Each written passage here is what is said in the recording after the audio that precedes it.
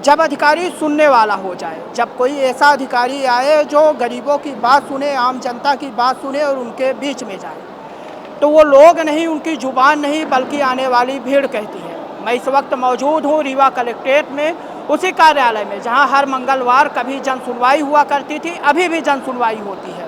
लेकिन इस जन सुनवाई में पहले जहाँ 4-5 लोग आते थे, आज हज़ारों की संख्या में लोग मौजूद हैं। ये भीड़ बता रही है कि जो कलेक्टर साहब आए हैं वो गरीबों की सुनते हैं। ये भीड़ बता रही है कि जो कलेक्टर नरेंद्र कुमार सूर्यवंशी साहब आए हैं वो आम जनता की सुनते हैं, उनके हितों की बात करते हैं। ये भीड़ बता रही है आज कि कोई ऐसा कलेक्टर आया है जो गरीबों की बात करता है, उनके सुख दुख की बात करता है, उनके दुख दर्द को मिटाने की बात करता है। यहाँ पर आप पीछे देखेंगे तो ये जो आपको लाइनें दिख रही हैं, यहाँ पर यूँ कहें कि एक रसीद कटती है, यहाँ पे एक फार्म मिलता है, उस फार्म में लिखा जाता है कि आप किस लिए आए हैं, आपकी प्रॉब्लम क्या है। और यहाँ से वो फार्म मिलने के बाद उधर मैं कहूँगा थोड़ा सा घुमा कर दिखाएं, जो आप सामने उस साइड पे देखेंगे तो लास्ट में मोहन सभागार है। उस सभागार के अंदर कलेक्टर साहब जन सुनवाई कर रहे हैं। यहाँ से जो लोग पर्ची कटवाते हैं वो जा कर के डायरेक्ट वहाँ लाइन में लगते हैं। यानी जितनी संख्या यहाँ पर है इससे कहीं ज़्यादा वहाँ पर भीड़ है, लाइन लगी हुई है, अंदर भी भीड़ है, बाहर भी भीड़ है। इसके अलावा यहाँ पर लोगों को परेशानी ना हो उसके लिए बाकायदे देखेंगे कि टेंट की कुर्सियाँ मंगाई गई हैं, सैकड़ों की संख्या में कुर्सियाँ हैं। पहले यहाँ पर लोग नहीं दिखते थे, बैठने की व्यवस्था नहीं थी, आज बाकायदे बाहर से टेंट से कुर्सियाँ मंगाई गई हैं, लोग बैठे हैं, किसी प्रकार की असुविधा न हो इसको स्वयं कलेक्टर साहब ध्यान देते हैं। क्योंकि इसके जब आज मैं यदि बताऊं तो ये नरेंद्र कुमार सूर्यवंशी साहब यानी नवागत कलेक्टर की ये चौथी जन सुनवाई है। पहली सुनवाई में जब उन्होंने देखा कि भीड़ काफ़ी है और उनके बैठने की व्यवस्था बिल्कुल भी नहीं है, तो वो खुद जो उनके निचले अधिकारी हैं, कर्मचारी, उनसे बोल करके कि आप कुर्सियां लाइन को किसी प्रकार की असुविधा ना होनी चाहिए। कुछ लोग भी मौजूद हैं जो काफ़ी दूर दराज से आए हैं। मैं बात कर लेता हूँ, कहाँ से आए हैं आप? मैं त्योंथर से हूँ। किस लिए आए हैं आप? ये आप ज़मीन का निवारण के लिए आए हैं। पहली बार आए हैं? जी सर, पहली बार आए हैं, लेकिन निवारण हुआ नहीं है क्योंकि आदेश पहले से पारित हो चुका था। हाँ, एक साल हो गया लेकिन ना पटवारी ना आरआई कोई काम नहीं कर रहे हैं। यहाँ पहली बार आए हैं कि इसके पहले भी आए हैं? यहाँ नहीं, पहली बार आए हैं। अच्छा, क्या लगता है कि जिस प्रकार से कलेक्टर साहब काम कर रहे हैं तो कलेक्टर साहब काम करे तो उम्मीदें तो हैं, पर आज कलेक्टर साहब छुट्टी में है तो क्या उनके अधिकारी वो काम करेंगे या नहीं करेंगे ये उनके ऊपर है। जो कि अभी तक तो काम नहीं कर रहे थे, उनके आने से सब काम कर रहे हैं। तो अगर वो रहते तो शायद वो अच्छा काम कर सकते हैं। उनके अधिकारी जन सुनवाई में वो अंदर नहीं है। हाँ, आज कह रहे हैं छुट्टी में है 4 दिन के।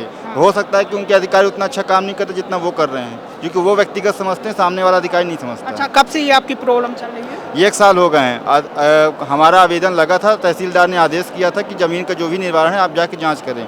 आरआई को फ़ोन लगाया गया और पटवारी को फ़ोन लगाया, उन्होंने आज तक कोई सुनवाई नहीं की, इसलिए हम आज आए थे। तो आज पता चला कि छुट्टी में है। तो सुना आपने कि किस प्रकार से, सोचिए तहसीलदार साहब आदेश दे देते हैं आरआई को कि जाँच करिए और आरआई साहब नहीं जाते हैं।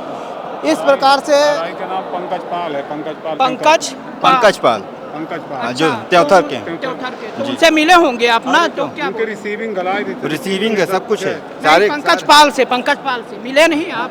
अरे हम फोन लगा चुके हैं। हम कम से कम नहीं तो कम से कम 10 दिन उसके लगातार गए हैं। तो पहले तो गायब हो गया, फिर कमरे में किसी तरह मिला, रिसीविंग उसकी है इसमें, मगर वो नापने नहीं आया। ठीक है, हम आपसे थोड़ी देर में बात करते हैं। इसके अलावा और भी कई लोग हैं। कहाँ से आए हैं आप? हम गुड़ से आए हैं। हमने 2002 में ज़मीन खरीदी थी। आज तक हमारी कोई रजिस्ट्री नहीं करा रहे हैं। वो अब्बास मुसलमान की ज़मीन है, वो हमारी रजिस्ट्री नहीं करा रहे, इसलिए हम कलेक्टर के पास विनती लेकर आए हैं। पहली बार आए हैं? पहली बार आए हैं। अच्छा, क्या लगता है कि इसके पहले भी आप आए थे कि नहीं आए? इससे पहले नहीं आए थे। सुना कि जन सुनवाई मंगलवार को होती है, तो हमने सोचा कि चला कलेक्टर साहब से मिला जाए, कुछ कार्रवाई की जाए। जी, क्या सुने हैं कलेक्टर साहब के बारे में? अच्छा काम कर रहे हैं? सुना है कुछ? सुना है कि कलेक्टर साहब अच्छा काम कर रहे हैं, गरीबों का हित कर रहे हैं। देखिए, ठीक है, ये रजिस्ट्री के लिए हैं। सोचिए कि इनका हाथ टूटा हुआ है, लेकिन एक आशा के साथ आए हैं कि जो नवागत कलेक्टर साहब है वो इनकी परेशानियों को सुनेंगे। कहाँ से आए हैं आप? हम जवा ब्लॉक से आए हैं। किस लिए आए हैं आप? ये हमने नक्शा तरमीम के आदेश करवाए थे 2024 में। आज तक हुआ नहीं है।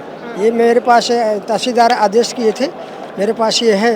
कौन है तहसीलदार? तहसीलदार इसमें कोई तिवारी जोकर है, पहले दूसरे थे 2024 में। ये आदेश पहली बार आए हैं आप? पहली बार आए। इनको सुन कर आया, कलेक्टर साहब के ये कार्य देखे तो मैंने आया। मैंने कभी नहीं, इतना भ्रष्टाचारी कोई सुनने वाला नहीं था यहाँ। मतलब आशा लगती है कि काम अच्छा इसीलिए आशा लेकर तो ये आए वहाँ से, जवा ब्लॉक से।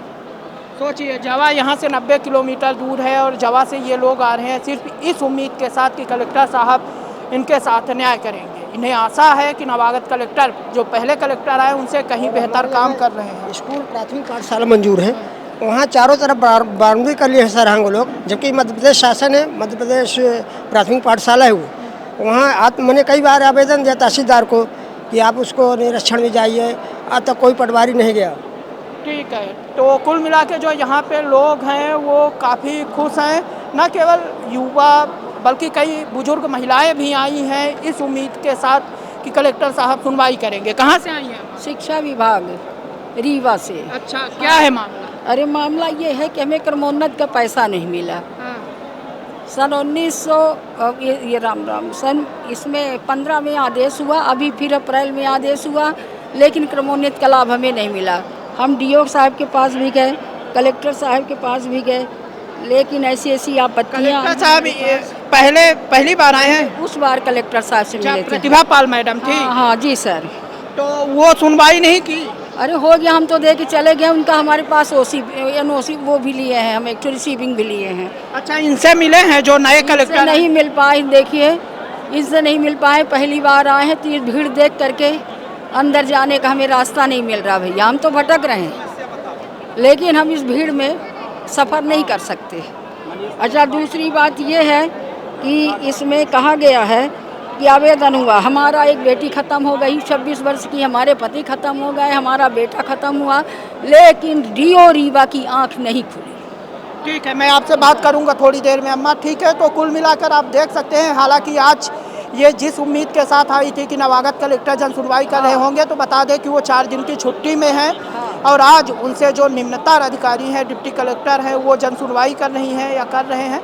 लेकिन आज जो नरेंद्र कुमार सूर्यवंशी साहब हैं वो छुट्टी में हैं, तो कहीं ना कहीं इनके साथ यूँ कहे कि धोखा हुआ, क्योंकि इन्हें जानकारी नहीं थी। अब देखना दिलचस्प होगा कि जिस प्रकार से ये भीड़ है, ये भीड़ ऐसा ही लोगों का विश्वास उनके प्रति बना रहता है या समय के साथ कुछ परिवर्तन होता है। ये नए कलेक्टर वीडियो जर्नलिस्ट सोनाली के साथ मैं नीरज, रीवा।